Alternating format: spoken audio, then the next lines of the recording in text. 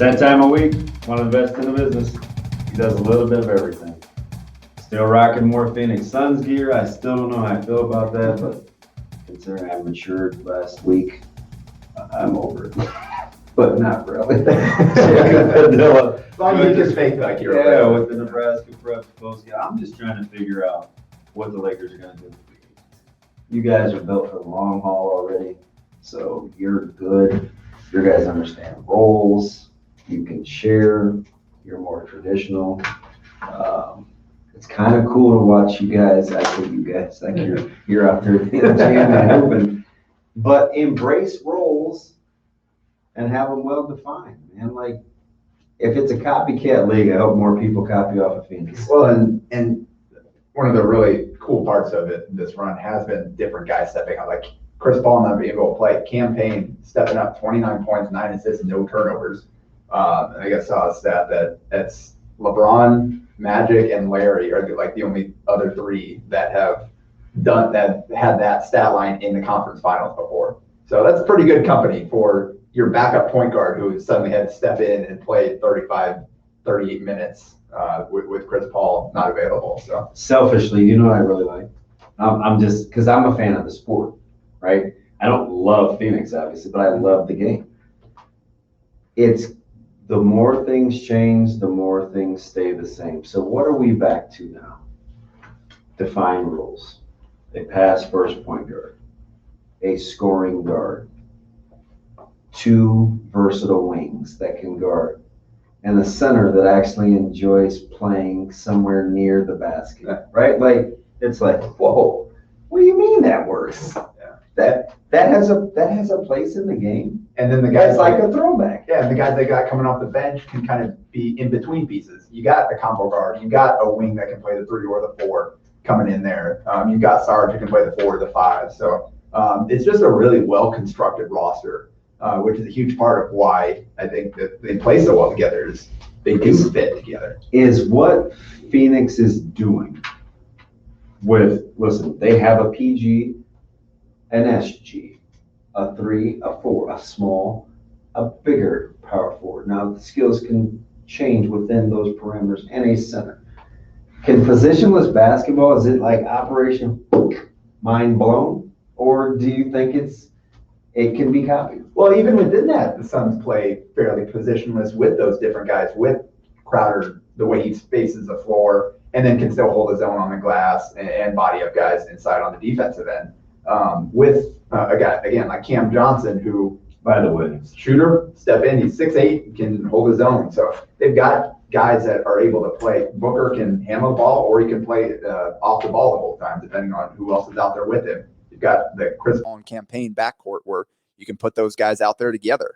So they do have, like you said, kind of that starting lineup. They've got guys that are kind of locked into positions. Everybody knows their job, but they also have versatility within that. And that's what makes them so tough for, I think, other teams to match up with. If you're watching, and you just came from the Iowa West Fieldhouse, and we both have been watching a lot of high school summer hoops, are there any takeaways that you think from where you think the game may be in a year or two versus what you're seeing happen at the high school level now? Or do you still think there's just a couple of key things and coaches will adjust with the talent that they get? Is there a way that you think the game, a direction that you think the game is moving in terms of how people want to put things together? Yeah, at the high school level, not really. I don't think there's some massive movement. I think you are getting some younger coaches in here in different places that are running things a little bit differently, but for the most part, it's kind of coaches do what they do, and they fit to the talent they have. You can only do so much depending on what you have available out there on the court. So I don't know that there's any one beyond the obviously spacing and skill is really being valued right now. I think that continues to trickle down because you're not going to get NBA level athletes at the high school level very much. It's the ability to shoot is always going to be incredibly important in basketball. But outside of that, I think it's just really kind of depends on what you're looking at, who it is that you're dealing with. When you're watching some of the high school stuff as much as I am and you are, and you try to translate it into next level, whether it's small college, whatever college, versus I'm not even really talking about the NBA. Do you think you can still win games at the high school level without your ball handler, your primary ball handler, at least being a threat to score? Yeah, that makes it tough depending, like if you've got some guys out that I think you can still win with the kind of 3.5 assists type of game point guard if you've got some real scoring talent on the wings. You can still have role players that fit in that don't necessarily have to be scoring threats. If that's your point guard, that's okay as long as he knows how to make plays for others. You have to be a threat. Okay, that's how I put it. You have to be a threat on offense. You don't necessarily have to be a threat to score consistently at the high school level. If you can get in the paint and make plays for others, you can get in there, kick it out, get the swing, somebody else knocks down a wide open three. You can handle it, get the team into your sets, get guys directed, get the ball entered to where it needs to go to start your play or whatever. You can still win with those kind of point guards as long as you've got the talent around them to make up for it. And this quasi NBA couple of minutes versus high school correlation. I was watching the Milwaukee Bucks last night, and I was kind of scratching my head. I'm like, okay, Trae Young's going to score 50 if Milwaukee doesn't figure out what to do with kind of this drop coverage on ball screens. Are you surprised when you watch the game of basketball in what's been dubbed a make or miss league? We know that such subtle changes don't happen quicker? Or are you one of those people that think, elite level talent, darned if you do, darned if you don't? Yeah, that is tough. And part of it too is sometimes coaches are stubborn and they're going to go with what. Other times you trust in the scouting report. And if guys are beating you in ways that you don't expect, you don't necessarily correct immediately and completely change everything you're trying to do. You got to make them prove it, I think, a little bit. And I think the Suns kind of did that with Boogie Cousins in that game. He came in, scored 11 points right away. Sarge just had nothing for him in the first half and just killing him. Second half, they didn't adjust anything. They Clippers rolled him back out there. Suns just played it a little bit better. Sarge did better, and then they took advantage of him being out there. So they didn't overreact to early success from Cousins, which is not really something that you'd expect to that degree. They kind of trusted their scouting report, and it did end up evening out. But at the same time, when you've got an elite talent like that and is beating you the way that you want him to beat you, you probably have to at least try to disrupt it a little bit and throw something different at him for stretches a little bit. Maybe you can go back to what you're trying early on. Like you said, with elite talent, it's tough. There is no easy way to do it because you have to be really good at what you're doing. So that's sometimes where you do stick to what you know. Whereas, maybe this could potentially be a slightly better way to play this, but do you have the personnel to play it that way at a really high level? And are those guys used to doing these different things? And we're seeing that with the Clippers in game 2, where they had Terrence Mann on Booker in game 1, and he just had nothing for him. Could not stick with him, could not get through screens. And he just absolutely killed them. Second game, they made the adjustment, put Pat Beverly on him and kept with the drop with Zubats there at the rim. And they really did shut down Booker. He had a horrible game. And a lot of it was because Patrick Beverly was getting through the screens and getting back into the play, whereas Mann was kind of getting stuck behind and kind of dying on the screen, and Booker just had all that space to work with. That's really hard to trail a screener. Let me ask you this, because I'm kind of watching what's happening in the high school level. And I know last week we talked a little bit about a guy like Josiah Dotzler who kind of defies analytics sometimes in terms of the pull-up game, the floaters, the runners in the lane, things like that. And I watch Trae Young, and I watch guys like Kawhi Leonard. I watch guys like Paul George, mid-range, long twos, pull-up game, floaters in the lane. Isn't there a place now with how you see the high school game going with the level of talent where do you think you're going to see a handful, more than 10 or 12, of these guys that have become very adept with 2-point shots where you're willing to go back and forth 2 for 3? That's going to come down to the work ethic of those guys. The reason it's working so well for those guys is just because they are that good at it. Like that, talking with Gary Sharp on 1620 earlier today, and talking a little bit. It's just Trae Young is just a testament to work ethic and incredible skill development because physically he's not that guy. No, and whether athleticism, size, he does not have the typical physical tools, even an average physical tools for the position at the NBA level. He does it all off of IQ, feel, and skill. And it's just, you've seen kind of some of the drills that he does. Like you've seen some clips of that, just kind of the bad pass shooting drills and just all the stuff, like he and his dad, all the hours they put into getting to this level. That's what it takes to be that good. We're seeing Devin Booker. It's just kind of crazy the way that he's evolved, where coming out of Kentucky, it was all 3-point shot. You kind of looking at him as just kind of a spot up shooter type of guy. And he's just, as he's come into the league and Phoenix has needed more and more of him, he's put so much time into the pull-up game and the ability to get to spots and rise up and knock it down to be able to create for the Suns, whereas as opposed to being a guy that needed the offense created for him. So it's going to come down to, are guys willing to and able to put the guys with the requisite talent, are they going to put in the work the work there to get to that elite level where it does make sense, where that is the best option for a team on any given point? Because there are a lot of guys that can get close, that they're kind of in that mix, but is that going to be the best option for your team? Not until you're the best of the best at it, I think. So we're getting ready to, June came and went. Yeah, it's crazy.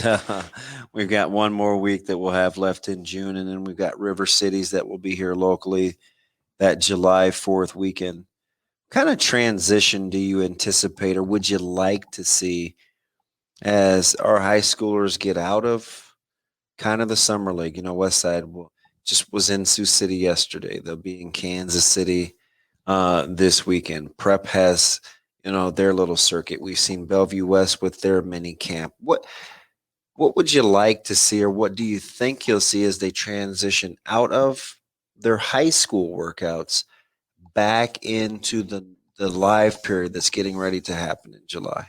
Yeah, hopefully I think the big thing is opportunity more so than things that you have to be at. I think the chance to get in the gym and get some extra shots up if you want to. I know, like we were just talking about this.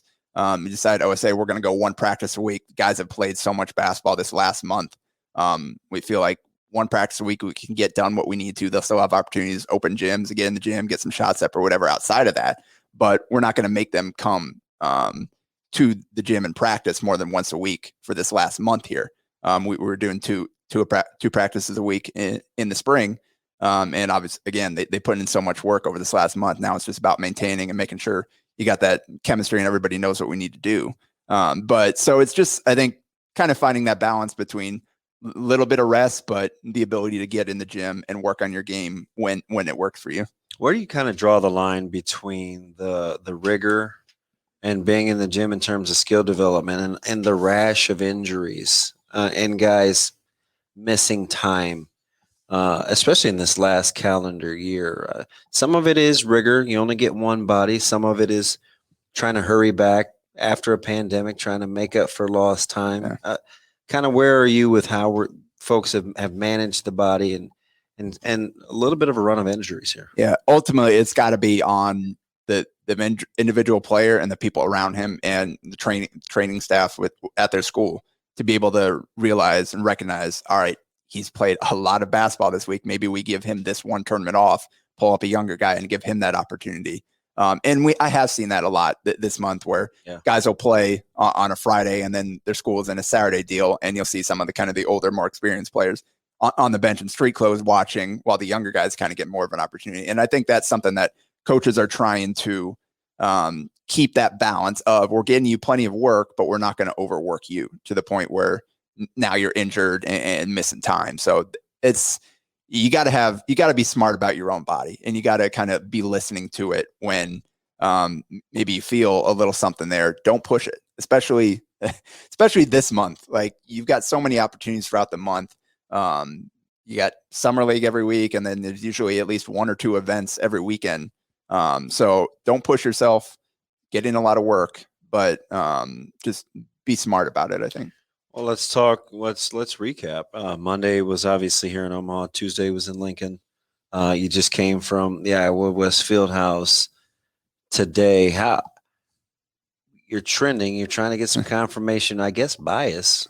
If nothing else, just confirmation.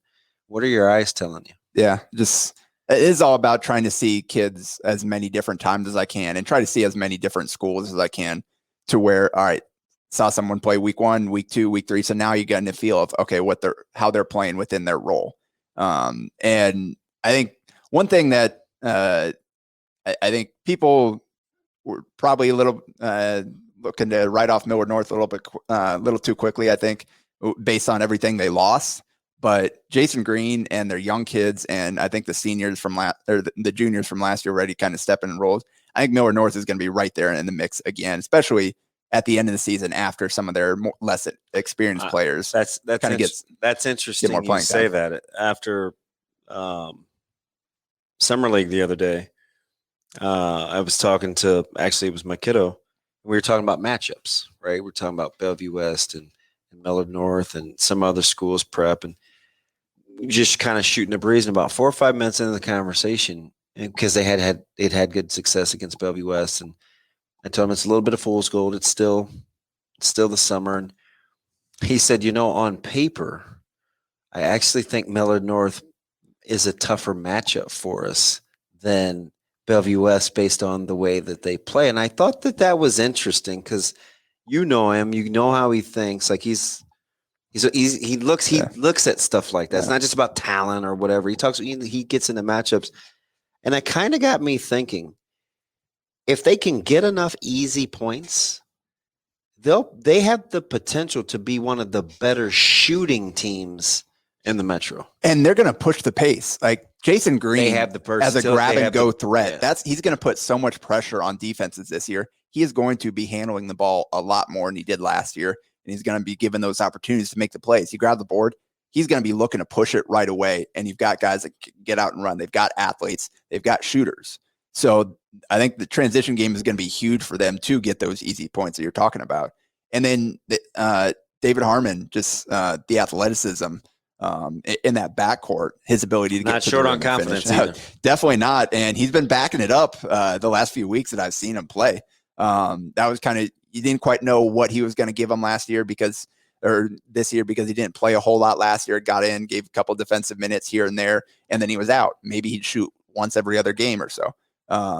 But this month, he's really kind of stepped into a key role on that team, and he's been playing really well. So it's guys like that are going to kind of set the tone for them. And then you've got the Neil Mossers, the Eli Gase, Isaiah McMorris, guys that are going to kind of get better as the season goes on, as they get even more varsity clock.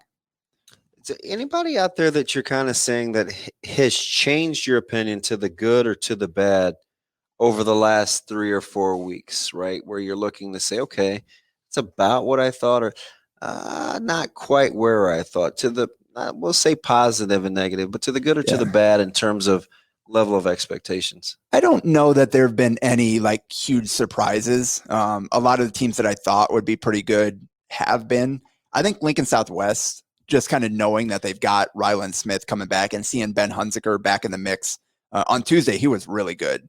He was a little bit out of shape that first week coming back after missing so much time, but he makes such a difference for that team. So now you add Ryland Smith and guys like Lucas Helms and Bon Boom, who have had the chance to kind of take the car keys and run it this last month. Lucas has been running the point with Ryland out, and Bond's been starting at the 2 with Ben out.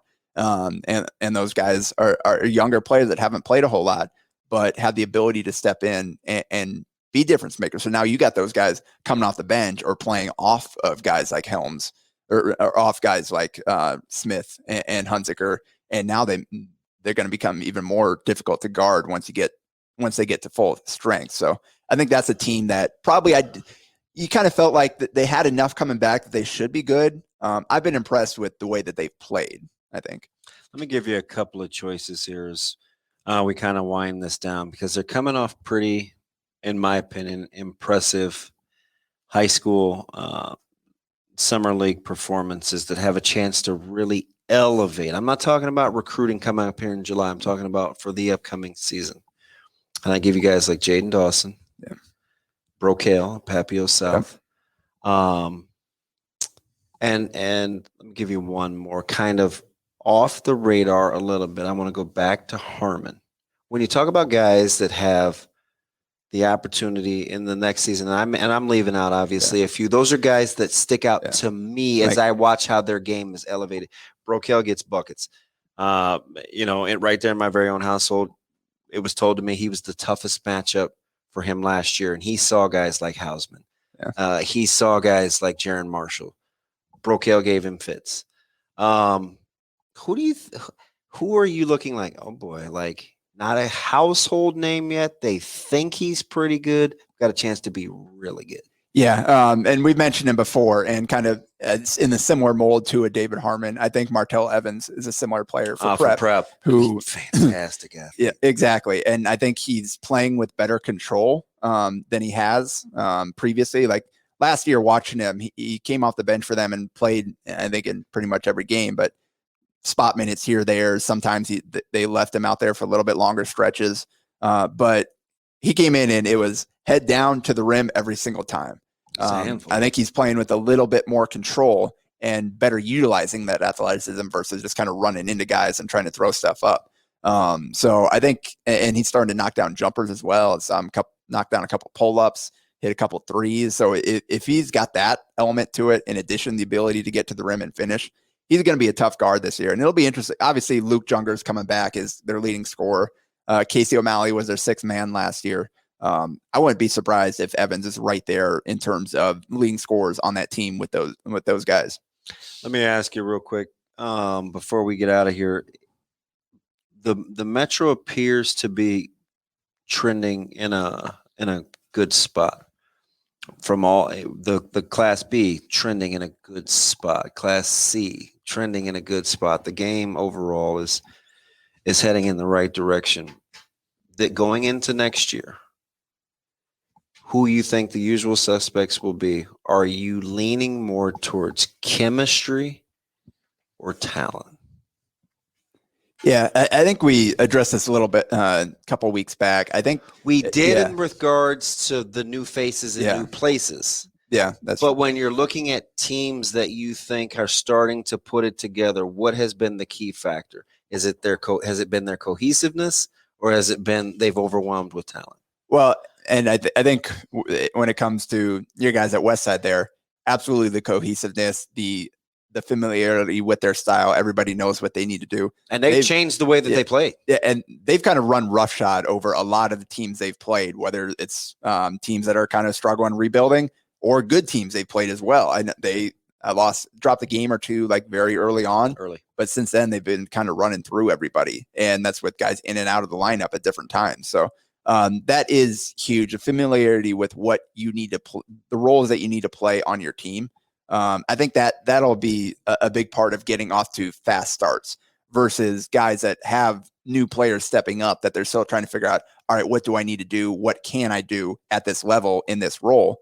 It might take some teams that are losing that much, like a Millard North, that they've got a lot of talent. They've got a lot of guys that are trying to figure out, all right, where do these guys fall in our rotation? But I think once that'll take a little bit more time for them to settle in versus a team like Westside that has that continuity. You can get off to a fast start and then hopefully build from there.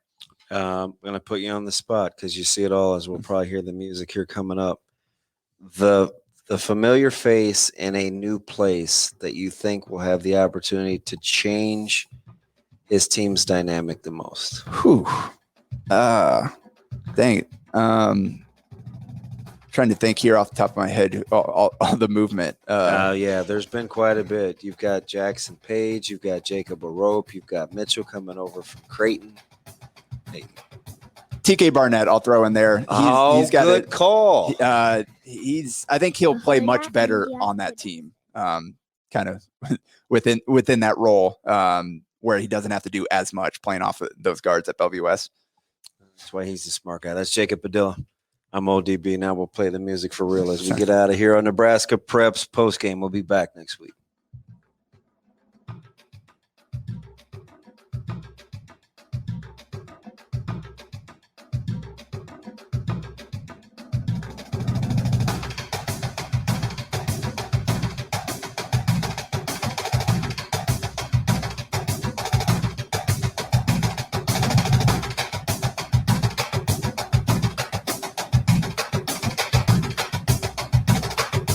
A Hurrdat Media Production.